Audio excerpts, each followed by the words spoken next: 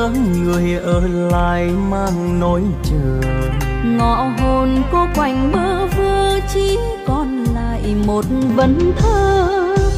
Anh đi rồi nửa hôn tôi khờ dại, chăn trở hoài những kỷ niệm ngày xưa.